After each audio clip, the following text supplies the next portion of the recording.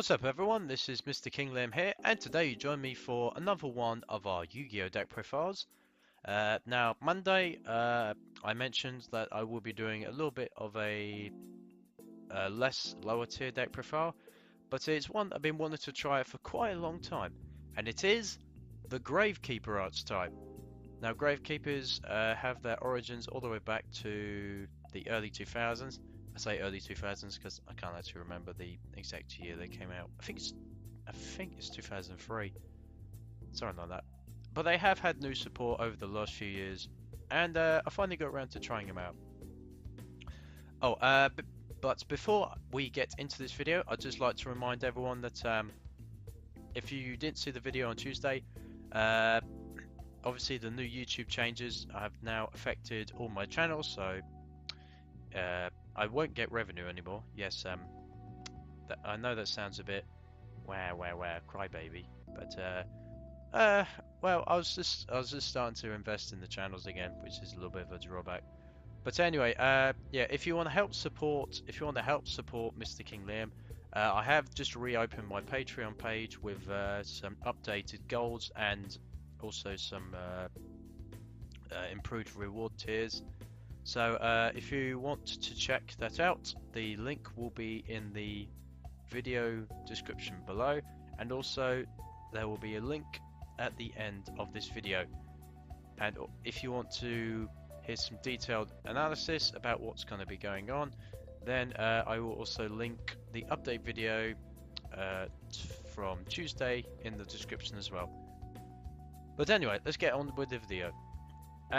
So Gravekeepers, yes, this is basically a little bit of a lockdown archetype compared to most decks, so like they prevent special summoning and that sort of shenanigans. And yeah, it's not the most consistent. I'm not gonna argue with that. But when you can get it to work, it's not too bad, I'd say. So let's go over the deck profile. So first off, we have 3 Gravekeepers Commandant. Basically, it's your Necrovalley search. You discard it to get Necrovalley from your deck to your hand. Then we have Gravekeeper's Descendant.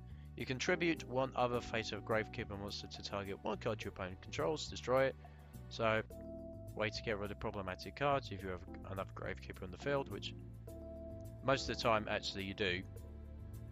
Then we have Gravekeeper's Assailant. When this card declares an attack while Necrovalley is on the field, you can target one face-up monster your opponent controls, change that target's battle position. So it's just a way to help, but the main reason is because it's another Gravekeeper. Then we have 3 Gravekeepers Recruiter. When this card you control is sent to the graveyard, you can add one Gravekeeper monster with 1500 or less defense from your deck to your hand. So that's every Gravekeeper. Then we have Gravekeeper's Nobleman. As far as I know, this is the youngest Gravekeeper in this deck. I believe this came out in 2011, this one. But yeah, it's pretty good support. So this one is, when this card you control is destroyed by battle with an opponent's attacking monster and sent to the graveyard, you can special summon one of Gravekeeper's monster from your deck in face down defense position, except Gravekeeper's Nobleman. So this could be a way to get out the next Gravekeeper, Gravekeeper's Spy, because this effect it's a flip summon. Special summon one Gravekeeper monster with 1500 or less attack from your deck. So if your opponent only had one monster, you could activate Nobleman's effect, bring out Gravekeeper's Spy.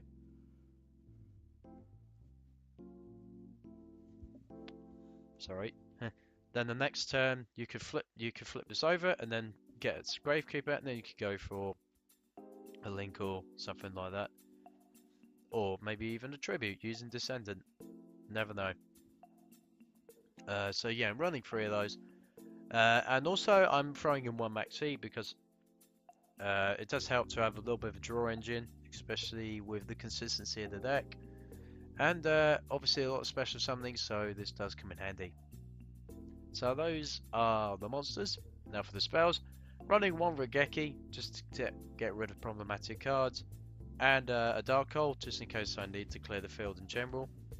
Then we have 1 Raw Tribute. This is definitely a very dangerous card if you pretty much have no monsters in your hand. But the only downside, you need to have Necrovalley, but well, in fairness, that's not too bad because most of the time you are going to be getting Necrovalley out. Then we have Pot of Duality. Since this deck doesn't rely too much on special summoning, it's not a bad draw engine, and also can help search your deck to make sure you get the cards you need quickly. 3 Terraforming for Necrovalley, doesn't need too much explaining. 2 Gravekeepers Stellar, so you can target 2 Gravekeeper monsters in your graveyard, add those targets to your hand. This effect cannot be negated by the effect of Necrovalley. So it's basically just a way to recycle your Gravekeepers. Then we have 2 A Law of Darkness. You draw 2 cards and banish 1 dark monster from your hand, or if you do not have any in your hand, send your entire hand to the graveyard. Now, in fairness, this isn't too bad of a second effect because Gravekeepers Stellar allows you to can help out later on if needed. But yeah, pretty much all the deck is dark with the exception of Max C, so that isn't too much of a problem. Then we have 2 Mystical Space Typhoons and 1 Twin Twisters. Then we're running 3 Hidden Temples of Necrovalley. So the only downside with this, you need to have both a Gravekeeper monster and a Necrovalley. However, most of the time you do have both if you've got one or the other. Neither player can special summon monsters except Gravekeeper monsters. If either a Gravekeeper monster or Necrovalley is not on the field, destroy this card. So this is basically the lockdown card. If you have the Gravekeeper monster and Necrovalley and you manage to protect them, then this is the card that can completely shut down your opponent, especially if they're running things like Pendulums, Links, or things like that. So yes, is it a risk running 3? Yes, but the advantage with using 3 is that most of the time you're going to have Necrovalley around, so if this card is destroyed, you can get access to a new one fairly quickly. And finally, the last card is of course Necrovalley.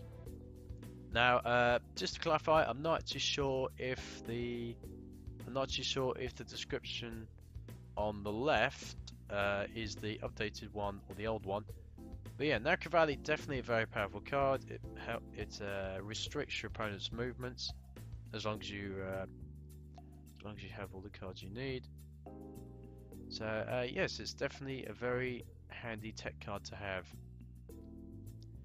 Now for the spells, running 2 Anti-Spell Fragrance, basically just another lockdown card. So both players must set spell cards before activating them and cannot activate them until their next turn after setting them. Okay, so sorry, it's not a lockdown card, it's just a stall card, so it can come in handy. So you can get rid of problematic cards if needed, especially with Gravekeeper's Descendants effect. Then we have 1 Solemn Strike and Solemn Warning, doesn't need too much explaining. And then we're running 3 Imperial Tombs of Necrovalley. So this card, I believe, was another one that came out around 2012, something like that. So this is when a spell, trap, or monster effect is activated while both a Gravekeeper monster and Necrovalley are on the field. Negate the activation if you do destroy it. You can only activate 1 Imperial Tombs of Necrovalley per turn. So just like the hidden temples, this is another card which can really affect your opponent if you have both a Necrovalley and Gravekeeper on the field. So it can definitely come in handy late game. Also, I'm running 4 extra deck monsters. This is just in the off chance that I need it. So we're running a number 39 Utopia, a Dark Rebellion Exceeds Dragon, a Super Quantal Mech Beast Ouroboros, and then we're running 101 Silent Honor Arc. Now this one you may think, why have I gone for this? Well, I tested it out and I actually think it's quite a fun card to use, to be honest. So you can use it like, so it's another stall card basically. So you can target a face up. So you detach one material from this card, then target one other face up monster on the field, change it to face down defense position. This effect can be activated during either player's turn. So yes, once per turn you can detach one super. Oh, okay, that bit doesn't matter. So yes, this is basically just another stall card. So it kind of plays into the general theme of the deck. So there was my Gravekeeper deck profile for January 2018. Yeah, it should be January. Just. Yeah, that sounds about right. Yeah, so overall, like I said, it's not going to be the highest tier deck, but it's not meant to be. It's meant to be more of a fun one and a bit of a stall and lockdown type deck. But yeah, I did test out a couple of other cards. I tested out another Allure. It ended up being a dead draw, so that's the reason I didn't have that. Twin Twisters, I never really needed more than one. Royal Decree. If any cards from the side deck I put back in, it'll probably be this one. But there is a couple of other tech cards, such as Imperial Tombs and Anti-Spell Fragrance, so it made it a little bit redundant. And finally, Gravekeepers Heretic. So this card on the field is unaffected by all card effects as long as Necrovalley is on the field. It's not a bad card, but I think some of the others are just faster and a bit more consistent. So anyway, there was my deck profile for Gravekeepers 2018, so January 2018. If you enjoyed this deck profile, then please make sure to like this video and subscribe to the channel to know when my newest content's coming out. And also check out my updated Patreon page. If you want to help support this channel, then Patreon will probably be the way we're going to be going about it now. And like I said, I will put a link to Patreon and the update video which explains about it in the description below. I hope you've enjoyed this video, and for now, this is MrKingLiam signing out.